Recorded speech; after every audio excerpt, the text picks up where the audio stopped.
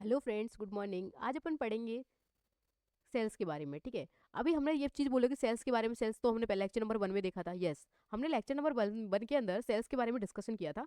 Then हमने lecture number 2 में vitamin को देखा। अब लेक्चर नंबर 3 में जो पहले जो सेल्स पढ़ी थी ना हमने, वो पढ़ा था हमारे पास एनिमल ह्यूमन बींग्स में अंदर जो सेल्स होती है। सेल के अंदर कौन कौन सी चीज़ें होती है, जैसे कि रेटिकुलम, ये अपने पास गोल्जी का है, माइटोकॉन्ड्रिया है, न्यूक्लियस है, न्यूक्लियोइड होता है, साइटोप्लाज्म होता है। वो सबको हमने एक बार डिटेल में देख चुके हैं। अब हम देखेंगे इसमें सेल किसके बारे में, प्लांट सेल के बारे में डिस्कशन करेंगे इस वाले लेक्चर के अंदर। ठीक है, हम ये वाला स्टार्ट करने से पहले एक बार ब्रीफ इंट्रोडक्शन दे लेते हैं कि मैं खुद आरआरबी जेई 2025 में सेलेक्टेड कैंडिडेट हूँ। एंड मैंने जो प्रिपरेशन की तो मैंने सेल्फ स्टडी की थी। तो मैं सेल्फ स्टडी खुद की थी ना, उस टाइम मेरी कुछ स्ट्रेटेजीज रहती थी कि साइंस वगैरह, जैसे साइंस काफ़ी अच्छा बैटेज रोल प्ले करता है कि 30 मार्क्स का है हमारे पास और 3 सब्जेक्ट, और यहाँ पे नंबर हमें लाना काफ़ी ईजी होता है। देखो, फर्स्ट हमारे पास एक रूल होना चाहिए कि हमें थ्योरी है ना, हम एमसीक्यू बहुत लगा लेंगे, बट हमने थ्योरी अगर पढ़ी नहीं है तो हमारा एमसीक्यू लगाने का number of the fix questions को तो हम पढ़ चुके हैं, बट अगर कोई नया क्वेश्चन फ्रेम हुआ है तो उसके बारे उसको हम नहीं कर पाएंगे। तो ये कि फर्स्ट तुम्हारा एमसीक्यू लगाने से पहले तुम्हें हमारे जो भी टॉपिक्स वगैरह होते हैं ना हमारे साइंस के, उनको सबको एक बार डिटेल में देख लेना चाहिए। ठीक है, तो एक बार जब डिटेल में तुम्हारे पास स्टडी है, उसके बाद तुम क्वेश्चंस लगाओगे जितने से ज़्यादा। एक दिन में 10 टेस्ट लगाओ, टॉपिक वाइज लगाओ, जैसे लगाओ, फुल लेंथ तो मत लगाओ इस रूम में। तो जो लगाना शुरू कर रहे हो ना, तो टॉपिक वाइज टेस्ट ही लगाना स्टार्ट करना। ठीक है, जिससे तुम्हारा कॉन्फिडेंस बूस्ट होगा, क्योंकि पर टॉपिक में तुम्हारा कॉन्फिडेंस होना या पर टॉपिक तुम्हारा कितना क्लियर है, वो दोनों चीज़ ही किससे क्लियर हो जाएगी, जब हम सब्जेक्ट वाइज टेस्ट लगाएंगे या टॉपिक वाइज टेस्ट लगाएंगे उससे। ठीक है, तो अब हम देखते हैं इसके बारे में। पहले तो हम एक बार ब्रीफली दोबारा इंट्रोडक्शन दे लेते हैं इस चीज़ के बारे में कि कोशिका क्या है। वैसे इनको डिटेल में अपन लेक्चर नंबर 1 में देख चुके हैं, फिर भी एक बार देखते हैं इसमें कि डेफिनेशन ऑफ सेल्स, जीवन की मौलिक इकाई, जो फंडामेंटल जो यूनिट है ना लाइफ की, वो किसको क्या बोलते हैं, सेल्स बोलता है। ठीक है, जीवन की संरचनात्मक एवं क्रियात्मक इकाई सेल होती है। सेल की डिस्कवर किसने किया था, रॉबर्ट हुक ने किया था। कब किया था, 1665 में किया था। ठीक है, और किस में देखा गया था, पहली बार कॉर्क के अंदर देखा गया था। अब इसका कुछ अवलेखन किसने किया था, मधु कोष पैटर्न। ये है कि जो रॉबर्ट हुक है ना, एक रॉबर्ट हुक जिसने सेल्स की खोज की थी, उसने एक बुक लिखी थी जिसमें इसके बारे में बताया, सेल के बारे में। उस बुक का नाम क्या था, माइक्रोग्राफिया। ठीक है, और जो अपने पास कोशिका के अध्ययन को क्या बोलते हैं, साइटोलॉजी। अन्य कुछ खोजकर्ता है जिनके नाम है एंटोनी बेन ल्यूवेनहॉक।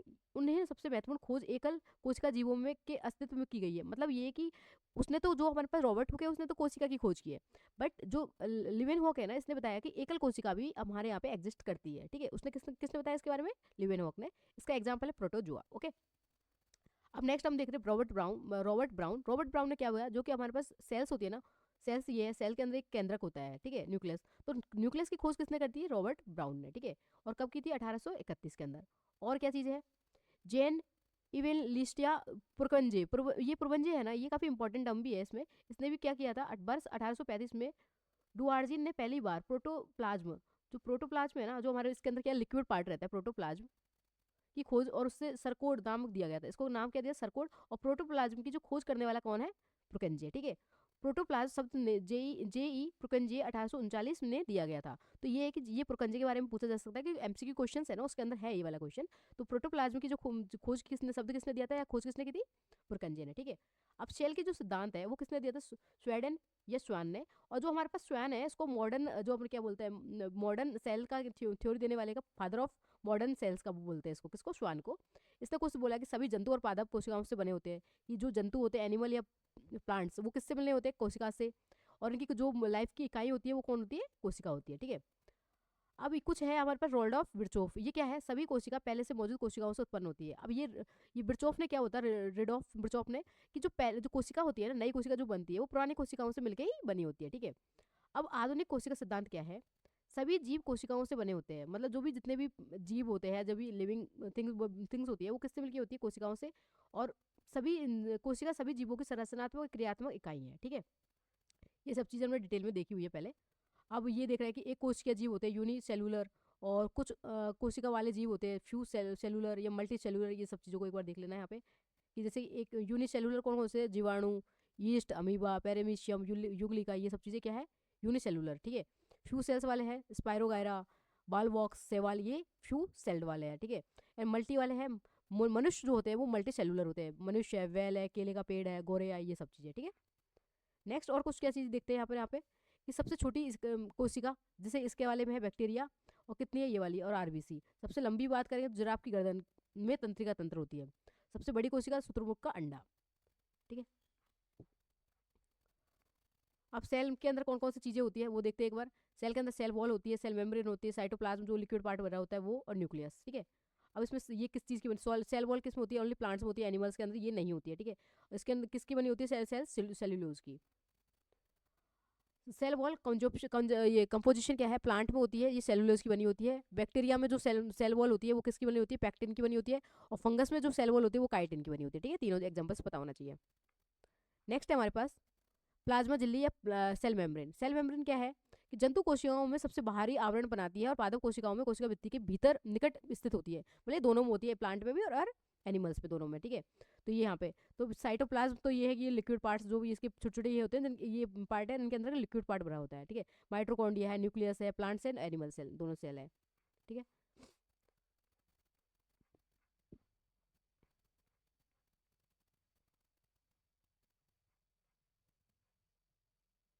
हमारे पास जो सेल्स ये क्या बोलते हैं, ये एंडोकुलम ये है ना हमारे पास एंडोप्लाज्मिक रेटिकुलम, ठीक है। तो दो तरीका की होती है, इसका मेन काम होता है RER प्रोटीन, जबकि जबकि SCR का लिपिड, मतलब ये है कि जो अपने पास है ना रफ एंडोप्लाज्मिक रेटिकुलम और स्मूथ एंडोप्लाज्मिक रेटिकुलम, दो रेटिकुलम होते हैं। इनका मेन काम क्या है कि जो अपने पास आर या रफ वाली होती है ना, इसको तो प्रोटीन बनाने का काम होता है। SCR होती है वो लिपिड का संश्लेषण करने का काम होती है, ठीक है। गोल्जी की बेटी बॉडी है, गोल्जी बॉडी को किसने पहले तो खोज किसने की थी, केमिकलो गोल्जी ने की थी।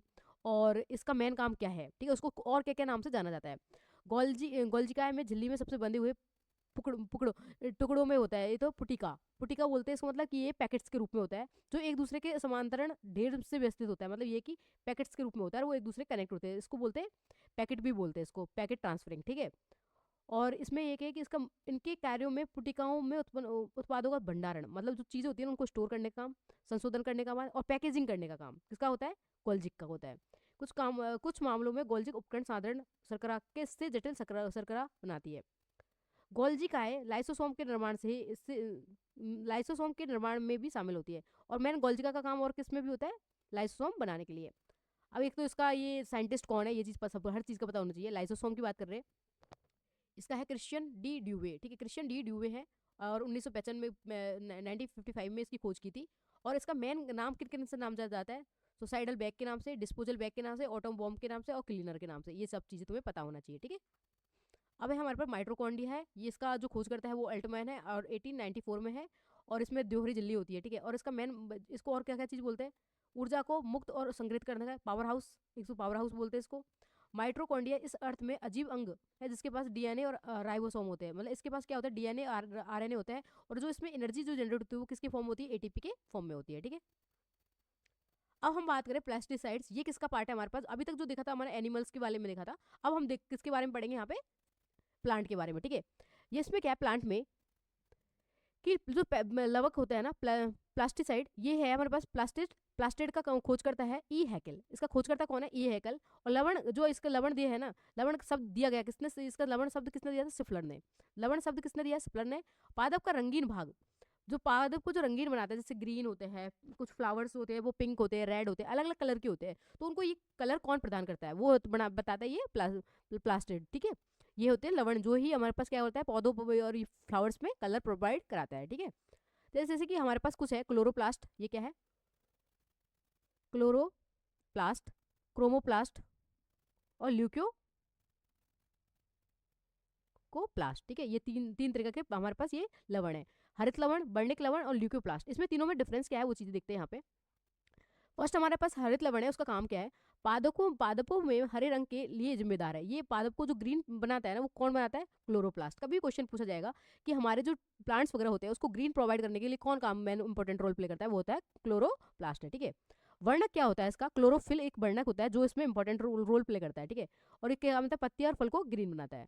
अब हमें क्रोमोप्लास्ट की बात करें, ये हरे को छोड़कर बाकी सभी रंगों का वर्णक होता है। मतलब हरे रंग के अलावा सब जो भी रंग और प्रोवाइड होता है ना, वो कौन प्रोवाइड कराता है, क्रोमोप्लास्ट, ठीक है।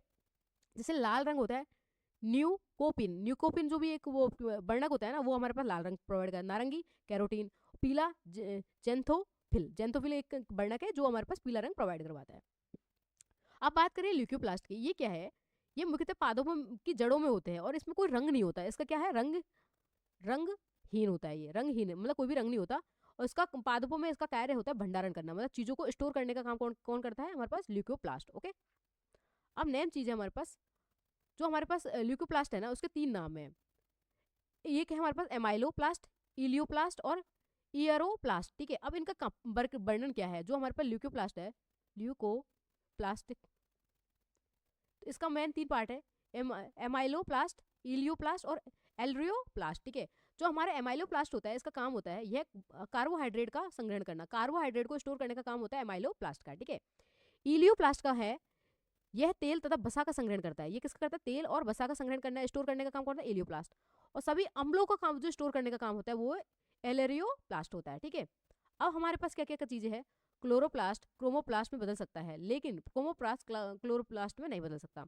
बोल रहा ये जा रहा है कि क्लोरोप्लास्ट होता है ना, क्लोरोप्लास्ट किसमें बदलता है? क्रोमो में।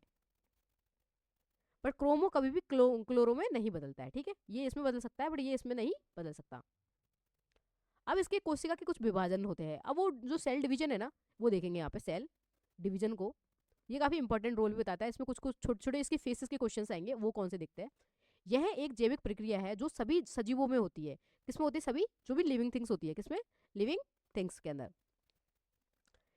एक मूल कोशिका का 2 या 2 से अधिक संतति डॉटर सेल्स कोशिकाओं में विभाजित होना, जिसका उद्देश्य वृद्धि करना या विकास से प्रजनन तथा घाव बढ़ना होता है। मतलब कोशिका का विभाजन होना, या एक कोशिका 2 कोशिकाओं में टूटना, या 2 या 2 से अधिक कोशिकाओं में टूटना, तो उसका होता है कि प्रजनन करना, या वो कोशिकाओं सेम वृद्धि करना, विकास करना, या जो भी कहीं जगह पे कई जगह पे अपना घाव लगा है, ठीक है, तो कोशिका ब्रेक होने के बाद वो उस घाव को फिल करेगी, ठीक है, वृद्धि करके। अब कोशिका के विभाजन कितने प्रकार के हैं? 3 तरीका के हमारे पास कोशिका के विभाजन है। ए है असूत्री विभाजन, समसूत्री विभाजन, अर्धसूत्री विभाजन, ठीक है। असूत्री विभाजन को बोलते हैं एमिटोसिस, के बोलते हैं एमिटोसिस, और समसूत्री को मिटोसिस, इसको मियोसिस, ठीक है, 3 होता है। जो असूत्री वाली होता है, इसमें क्या होता है? एक कोशिका जंतु में, ये किसमें होता है? एक कोशिका, जिस जंतु में एक कोशिका होती है, कोई विभाजन ही नहीं होता। असूत्री विभाजन में कोई कोशिका विभाजन या गुणसूत्र विभाजन नहीं होता है। अकोशिका में कोई भी विभाजन नहीं होगा या सेल डिवीजन नहीं होगा। जब बात कर रहे हैं हम समसूत्री और अर्धसूत्री की, तो मानव शरीर में होने वाली कोशिका विभाजन है। मतलब ये 2 तरीका से हमारे शरीर के अंदर क्या होती है? सेल का डिवीजन होता है, ठीक है, मिटोसिस और मियोसिस के थ्रू। अब हमारे पास ये मिटोसिस है, ये मियोसिस है, ये समसूत्री और ये है अर्ध सूत्री, ठीक है। अब इनमें क्या डिफरेंस है वो चीजें देखते हैं। जो हमारे पास समसूत्री है उसका खोज करता है फ्लेमिंग, और इसमें जो सेल टूटेगी वो किसमें टूटेगी? 2 पार्ट्स में, 2n कोशिका विभाजन। एक मूल कोशिका के टुकड़े से 2 संतति या डॉटर सेल बनती है इसमें, मिटोसिस में, ठीक है। और गुणसूत्र की संख्या या संख्या मूल तथा संतति कोशिका के समान होती है। मतलब ये कि टूटेगी तो कितनी बनेगी? इसके जैसी होंगी सेम, और क्या होंगी? ये 2 होंगी, ठीक है, समान संतति। और इसी प्रकार इसके भी 2 पार्ट होंगे, इसके भी सेम 2 पार्ट होंगे, ऐसे ये ब्रेक होती जाएगी। और इसको बोलते हैं ओटोसोम्स। क्या बोलते हैं इसमें? कौन से गुणसूत्र होते हैं? ओटोसोम गुणसूत्र में उपस्थित रहती है, और इसको बोलते हैं सोमैटिक कोशिका। कौन सी कोशिका बोलते हैं इसको? Somatic cells, okay. नेक्स्ट बात करते हैं जो अर्धसूत्री होती है, इसकी खोज करता है हर्टविंग। कौन है इसका खोज करता है? हर्टविंग। इसमें सेल जो डिवीजन होता है वो 4n के रूप में होता है कि एक कोशिका कितने डिवीजन होते हैं? 4। इसमें एक कोशिका के कितने संतति डॉटर सेल बनती है? 4। और इस सेल को क्या बोलते हैं हमारे पास? ये गुणसूत्र कौन से रखती है? ये इसको असमान संतति कोशिका बोलते हैं, और इसको एलोसोम गुणसूत्र उपस्थित हो। इसमें कौन से गुणसूत्र होते हैं? एलोसोम। इसमें कौन से? ऑटोसोम, ठीक है। ये युग्म कोशिका होती है, ये सोमैटिक कोशिका होती है। जैसे कि हमारे पास ये कोशिका है, इनका सेम रिप्लिका, ये 2n में गया, 2n में फिर इनके 2n गए, ऐसे वाले बनेंगे। अब 2 प्रकार की कोशिका है अपने पास, एक तो सोमैटिक और एक गैमेट, ठीक है। जो सोमैटिक होती है वो ऑटोसोम होती है, ऑटोसोम मतलब मिटोसिस वाली होती है। ये अंग तथा ऊतकों का निर्माण करती है, त्वचा, यकृत, आंख की पुतली, ये सब बनाने का काम कौन करता है? मिटोसिस, ठीक है, हमारे शरीर के अंदर। जो नर और मादा में शुक्राणु अंडाणु बनाने का काम कौन करता है? मियोसिस, मतलब अर्ध गुणसूत्री वाला। अब देखते हैं जिसकी 50 शुक्राणु कोशिकाओं में से कितनी नई शुक्राणु कोशिका बन सकती है।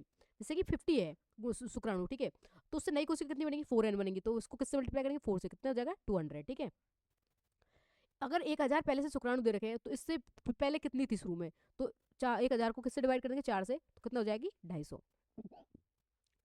अगर 50 यकृत कोशिकाओं से कितनी नई यकृत कोशिका बनेंगी? अगर यकृत की बात करेंगे तो वो ऑटोसोम होती है, ऑटोसोम मतलब डबल, 100 हो जाएगा, ठीक है। अब जो हमारे पास मिटोसिस होता है समसूत्री,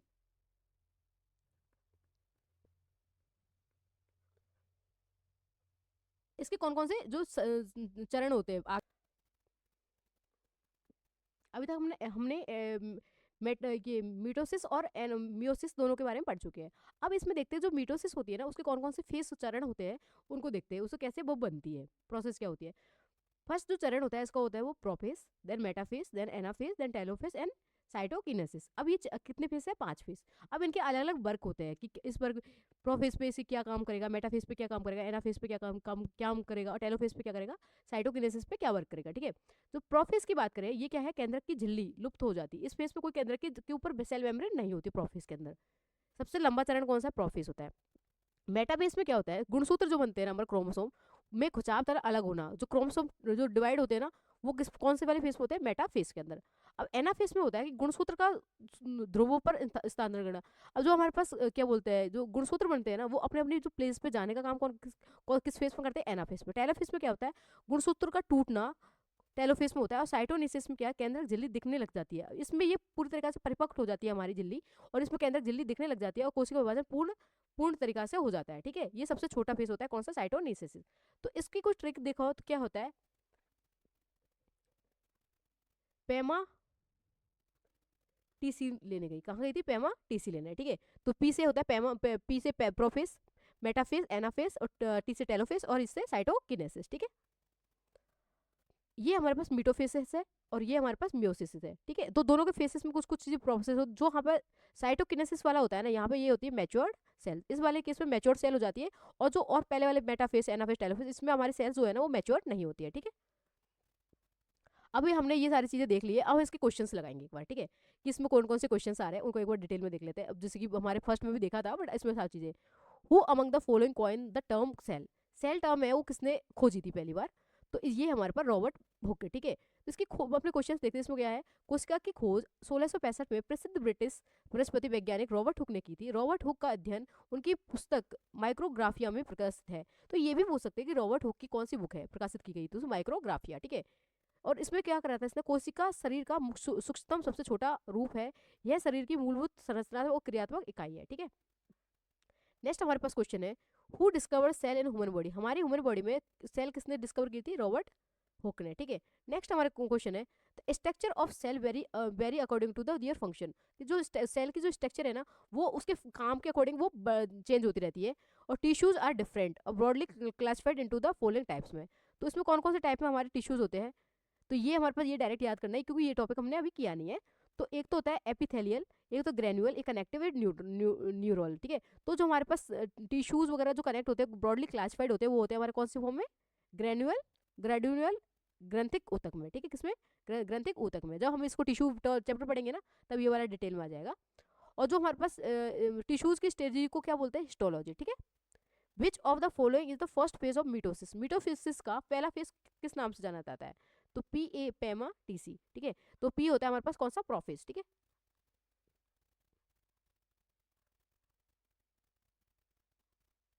तो इसका आंसर क्या आएगा, ए। तो इसका है प्रोफेस, ठीक है। तो ये इसके है। तो कोशिका विभाजन 3 प्रकार की होती है। तो कोशिका विभाजन कितनी प्रकार की होती है, 3 प्रकार की। एस सूत्री में होते हैं एमोटोसिस, मियोसिस, मिटोसिस और मियोसिस में, ठीक है। सूत्री जो डिवीजन का है, इसका जो क्या बोलते हैं, खोज करता कौन है, जिसका जो समसूत्री वाले का होता है फ्लेमिंग, और दूसरे वाले का अलग है, वो आर्टिंकर, ठीक है। तो ये कब हुई थी, 1882 में। और इसका विभाजन के जो क्या फेसेस होते हैं ना, फेसेस वो कौन कौन से होते हैं, प्रोफेस, मेटाफेस, एनाफेस, टेलोफेस, ठीक है। साइटोकिनेसिस लास्ट फेस होता है। सोसाइटल वेग ऑफ सेल उस किसको बोलते हैं, लाइजोसोम को, राइजोसोम को, डिक्टोसोम को और फाइगोसोम्स को। तो ये लाइजोसोम जो होते हैं उन्हें सोसाइटल वेग भी बोलते हैं, एटम बॉम्ब भी बोलते हैं इसको, क्लीनर भी बोलते हैं इसको, ये सब चीजें इसका नाम है। और इसका जो साइंटिस्ट है वो है क्रिश्चियन डी ड्यूब ने। और कब की थी, 1959 में, ठीक है। Is known as a suicidal bag of cell. Cell का सोसाइटल बैग किसको बोलते हैं, लाइजोसोम्स को। ये क्वेश्चन याद रखना। द नेक्स्ट क्वेश्चन है, विच सेल और organelle help in keeping the cell clean by digesting any external material and impaired cell of organism. ऐसी कौन सी चीज है जो हमारी सेल्स को क्लीन रखने का काम करता है, एज ए क्लीनर बोलते हैं। क्लीनर किसको बोलते हैं, हमारी पूरी बॉडी के अंदर, लाइजोसोम को, ठीक है। In which part of cell are protein made. ऐसा कौन सा पार्ट है हमारे शरीर में, कोशिका के किस हिस्से में प्रोटीन बनाया जाता है, वो है हमारे पास राइजोसोम, ठीक है। ये चीज भी पता होना चाहिए कि राइबोसोम को कौन सा बोलते हैं, प्रोटीन बनाने का स्टोर जगह बोलते हैं, ठीक है।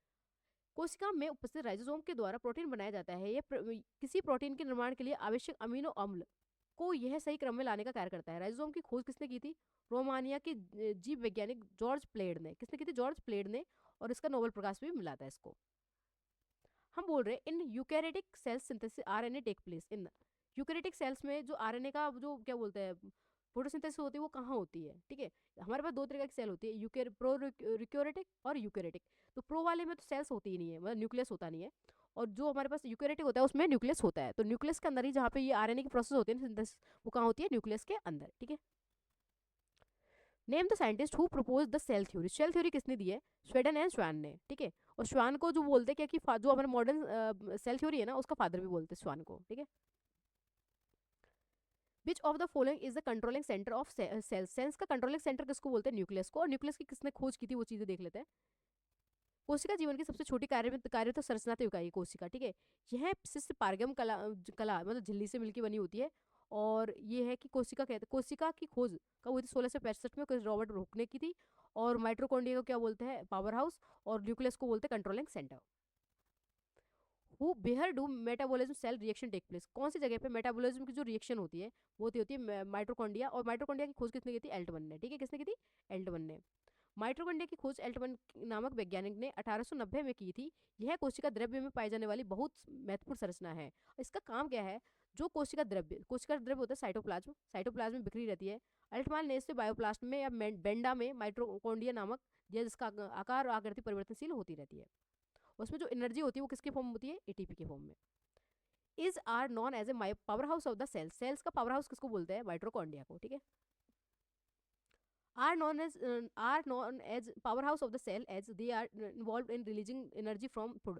ये इसमें से कौन सी चीज को power house of the cell बोलते हैं जो एनर्जी रिलीज करता है? वो होता है हमारे पास mitochondria. Okay. Is the cell organise in which the biochemical process of respiration energy production. कौन सी पे रेस्पिरेशन और बायो एनर्जी प्रोडक्शन वाले फेस होता है? माइट्रोकॉन्ड्रिया में। ठीक है। Which of the following largest known as a cell. कौन सी वाले सेल को सबसे लार्जेस्ट बोलते हैं? वो है हमारे ऑस्ट्रिच एग, शतुरमुर्ग का अंडा। विच protein protect the epithelial cells from the damage. Damage होने से प्रोटीन मतलब जो एपिथेलियल जो सेल्स होती है उसको बचाता है। कौन सा प्रोटीन बचाता है? कैरेटिन, कोलेजन, इलास्टिन और एक्टिन। ये कौन का नाम है? कैरेटिन जो होता है ना वो हमारे पास एपिथेलियल सेल होती है उसको प्रोटेक्ट करने का काम करता है। ठीक है। नेक्स्ट है हमारे पास entire content of living cell is known as which include the cytoplasm and nucleus. Cytoplasm और न्यूक्लियस दोनों इंक्लूड होते हैं उसको बोलते हैं प्रोटोप्लाज्म। ठीक है। और प्रोटोप्लाज्म की जो खोज कितनी थी वो जेई प्रुकंजे ने की थी 1839 में। ठीक है, ये भी इंपॉर्टेंट है। प्रोटोप्लाज्म की खोज कितनी थी? जेके प्रुकंजे ने। The three carbon molecule broken down from 6 carbon molecules of glucose during the first step in process of nutrition. इसको क्या बोलते हैं? मैथिन, पायरुवेट या ब्यूटेन या इथेनॉल। जो हमारे पास जो ग्लूकोज की प्रोसेस होती है ना वो टूटता है तो वो जो प्रोसेस होती है उसको बोलते हैं पायरुवेट। ठीक है, क्या बोलते हैं इसको? पायरुवेट। ठीक है। Which of the following are known as suicidal bag. कौन किसको सोसाइडल बैग के नाम से जाना जाता है? लाइजोसोम्स को। और endoplasmic reticulum is largest cell membrane found. कहाँ पे होती है? रेटिकुलम। इसको नाम क्या होता है? एंडोप्लाज्मिक। ये आर का मतलब रेटिकुलम। ठीक है। The colour of carrot is because of. Colour जो कैरेट्स में कलर किसकी वजह से आता है? जो हमारे पास जो क्या बोलते हैं ये प्लास्टिसाइड्स होते हैं लवण, उनकी वजह से।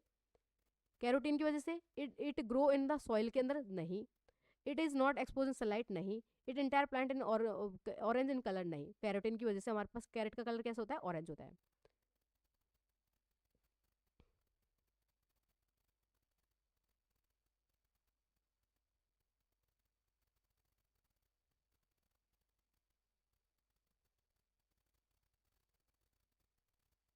ठीक है, ये हो गया कैरेटिन की वजह से। नेक्स्ट क्वेश्चन हम देखते हैं। Non green plant lake beach of the flying. मतलब नॉन ग्रीन जो प्लांट ग्रीन नहीं है उसमें कौन सी चीज कौन उसको बोलते हैं? क्लोरोफिल। ठीक है। उस प्लांट को क्या मतलब गैर हरित वनस्पति निम्नलिखित किस कमी की वजह से होती है?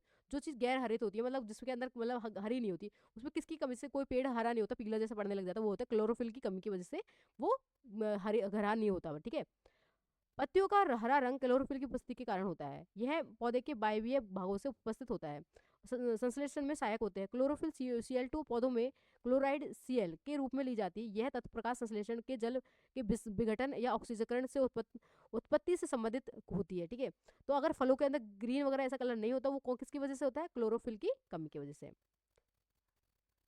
नेक्स्ट है हमारे पास what is the contain in chlorophyll. Chlorophyll में क्या कंटेन होता है, पोटेशियम, मैग्नीशियम, सोडियम, मैग्नीज।